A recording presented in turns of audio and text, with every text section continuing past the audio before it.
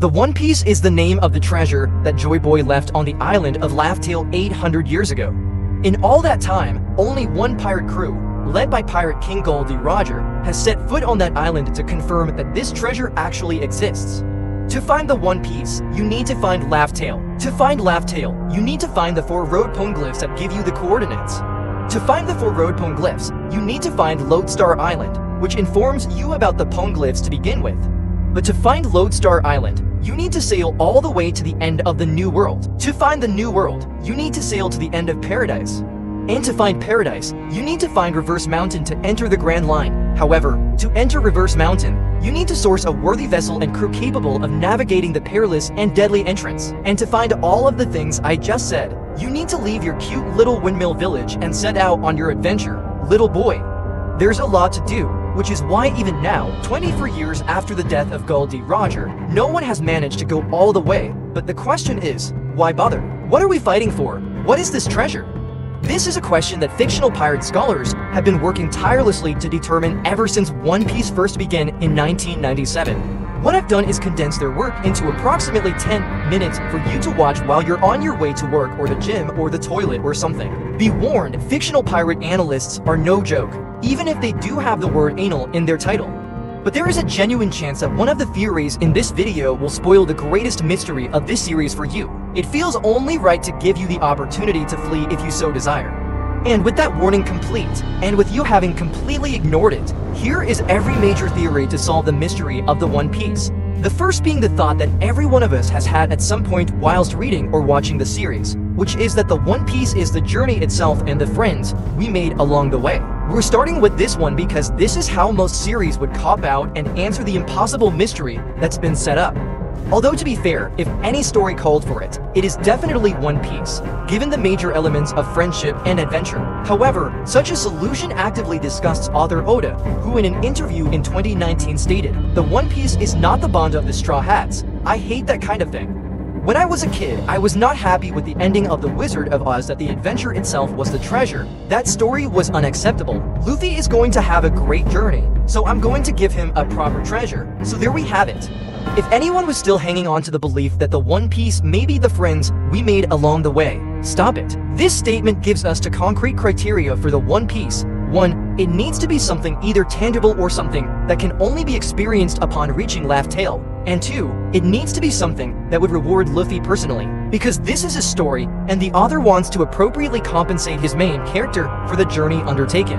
And there's a third criterion as well, which is that whatever the One Piece is, it needs to be absolutely hilarious. In chapter 967, we saw the Pirate King Gol D. Roger and his crew land at Laugh Tale and gaze upon the legendary One Piece, to which the reaction was, Roger just laughed, and so did we all. We laughed until tears sprang to our eyes. This one moment actively destroyed decades of theory crafting ideas like the One Piece is the true history of the world or something to do with the ancient weapons. All out the window, useless, gone, because they're not funny ideas. Weapons and history are not funny, especially history, which is a 50-50 its combination of death and boring. Which is why I switched to biology in my final year of high school. You know what is fun though? Music, which leads us to prominent theory number 2, which as of the time I'm speaking, has yet to be disproven. This is something that may not immediately strike you with One Piece, but music is extremely important. Part of the reason why it may not immediately resonate is because music is a very difficult idea to come across in manga. But Luffy has been gunning to get a musician on his crew ever since the very beginning. It was his priority over all other crew roles, including Doctor, Navigator, and Cook. Music is very important to Luffy, so if we wanted something to reward him with, then the One Piece being a song would actually work quite nicely for him. However, this goes further, so much further, because we've almost certainly already heard this song and heard it a lot. There's a famous jaunty tune in the One Piece world called Bink's Ache, a song whose exact origin can't be traced, but pirates have sung it since ancient times, meaning it was likely created during the Void Century, considering that Joy Boy was the world's very first pirate. This song is a common thread through all generations. It keeps getting passed down and it has some very curious lyrics. There's even a terrifyingly convincing theory that the lyrics of Bink's Ache tell the entire story of One Piece in a cryptic way. However, what we're concerned about for the sake of this video is the final lyric, Hadashai Washington Banashi, which translates as never-ending, ever-wandering. Oh, funny laugh tale, which just so happens to be the name of the island containing the One Piece, Laugh Tale. Now, it was Goldie Roger who gave the island its name. Its original name has been lost for a millennia, and Roger almost certainly named it after the Binks' Sake song, which he and his crew sang frequently. But the song itself again comes from the Void Century and the time of Joy Boy, and Joy Boy is the one who originally left the One Piece treasure. This has led to the very popular idea that the answer has been in front of us the entire time, that the One Piece is the title of the song Binks' Sake, a bottle of sake delivered to Laugh Tale by Joy Boy and his crew as described in the song. The lyrics are all about sailing across the world to deliver Binks' Sake to a certain location. And with that in mind, it's very possible that this song is all about Joy Boy delivering the One Piece to Laugh Tale, and it's what he and his crew sang on their journey to do so, which makes a lot of sense with why Roger and his entire crew laughed when they found the One Piece, because it was the sake from the song that they'd been singing for decades on their journey to get there. However, the problem with Binks' Sake being an actual bottle of sake is that it's not a worthy reward for Luffy. Not because it's too small or mediocre or anything, but because Luffy himself doesn't drink. This would be more of a Zoro-focused reward. Who would down it faster than a clown can a whole pineapple? And as fantastic as One Piece being the Binks' Sake song itself would be, I am reminded of Oda's disappointment in The Wizard of Oz, and I can't help but feel that he would also see something like this as a cop-out as well.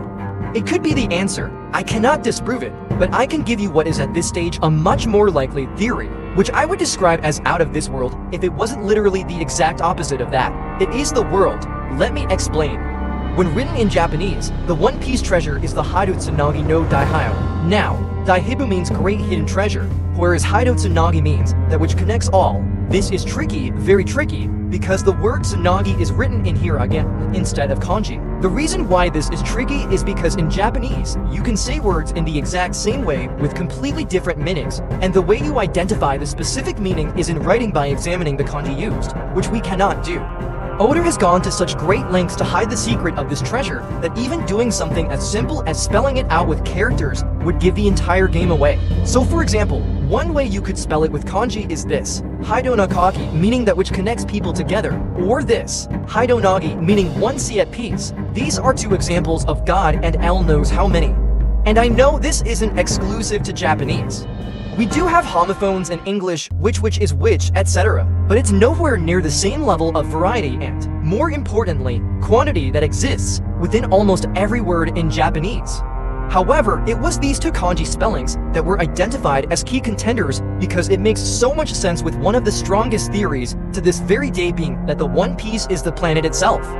That which connects people or one sea at peace. This is the One Piece planet, and it is currently divided into 7 seas, the 4 blues, the Grand Line, the New World, and the Calm Belts. Now that makes 7, and crucially, 7 is not the same as 1. However, these 7 seas would become one big sea if you remove the Red Line, this funky red continent that circumnavigates the entire world. If you remove the Red Line, then you can sail from one sea to any other sea, and thus you would effectively turn the world into one piece, which fits either kanji meaning we want to go with. And in this case, Luffy's reward would be freedom.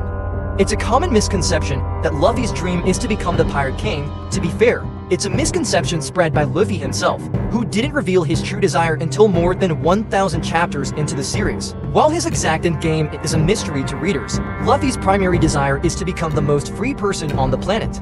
And removing the one key barrier that stops him going anywhere he likes, that sounds pretty freeing to me. This was the leading idea all the way up until this year, 2024 AD, when an old man with an apple head would go on to change everything. Recently, we've learned some rather disturbing information about the history of this world.